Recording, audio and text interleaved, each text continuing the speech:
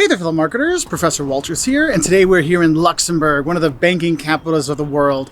And today we're going to talk about are some of the ways that companies assess global markets for possible entry. Like how to decide where we should invest. Should we come to Luxembourg, or should we go to Belgium, or should we go to Liechtenstein, or should we go to LA?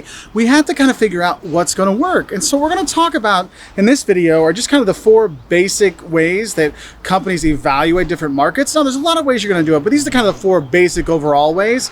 One, you're going to do what's called an economic analysis, right? You're going to see how is the business set up there, what's the GDP like, what's the average income that's going on there, purchasing power parity, what's the money worth there when you are there. You've got to look at these kind of things, okay?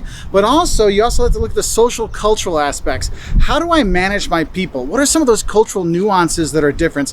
How is it that they look at risk and stuff like that? So we're going to look at the culture as well. Another thing we're going to look at is the infrastructure and the technology that's there. How's the supply chain system work there? How's the retail system there? What are the roads like? Is there a train system to ship our products?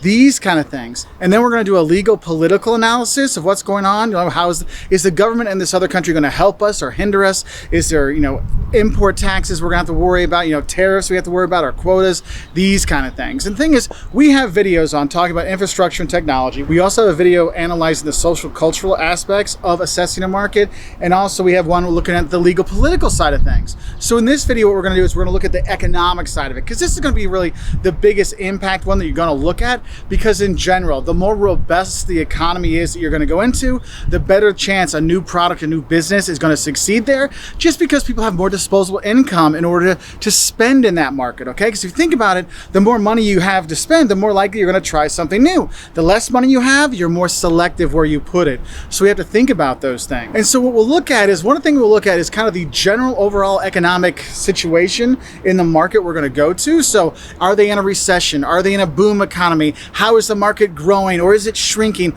We have to think about those things, because if it's in a recession, probably not a good time to go. If it's booming and people are spending more money, hey, that might be a good chance for us to enter, because we can kind of ride the wave with all this growth. Because no matter what, when you're evaluating the overall economic situation, you want to make sure the economic situation, the market you're going to, is going to help you succeed in that market, okay? So if it is, maybe go for it. If it's not, or it makes you go, oh, maybe I should wait a bit, maybe you hold off on entering into that market, okay? So you want to think about that.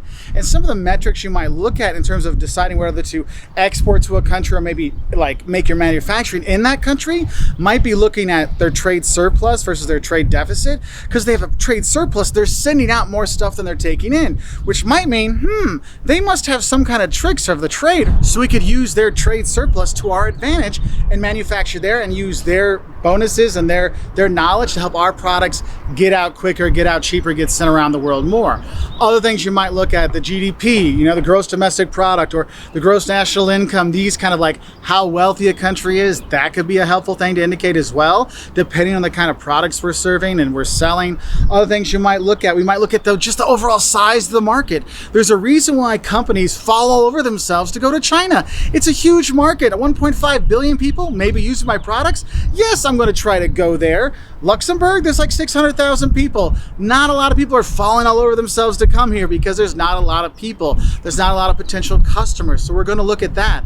Now, aside from the actual just overall size of the market, you might look at actually the growth rate of the market. How much bigger is it going to get, or how much is it growing? So if you look at here in Europe, they're not having a lot of kids, but there are a lot of people that are getting to retirement age. And so the growth in the European market, or the housing market, might be in retirement communities. So if I'm in the retirement community, building company kind of industry, well, this might be a place I'd want to invest in. So we might look at that. Another thing we might look at is actually purchasing power parity. So basically, how far does their money go? Like, what is cheap, what is expensive based on what they make? Because in some countries, yeah, McDonald's is super cheap, but in other places that might be the exact same dollar amount for that Big Mac, but it's a lot more expensive for them because their money doesn't go as far.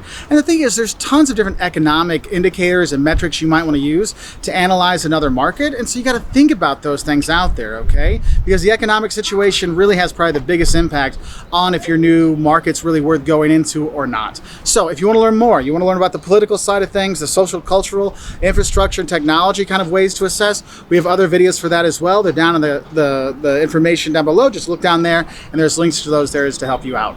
Anyway, I hope this helps you know a little bit more about how companies actually assess global markets. If you want to learn more, check us out on our website or go check out our YouTube channel, youtube.com/Professor Wolters, to learn more. Bye from Luxembourg.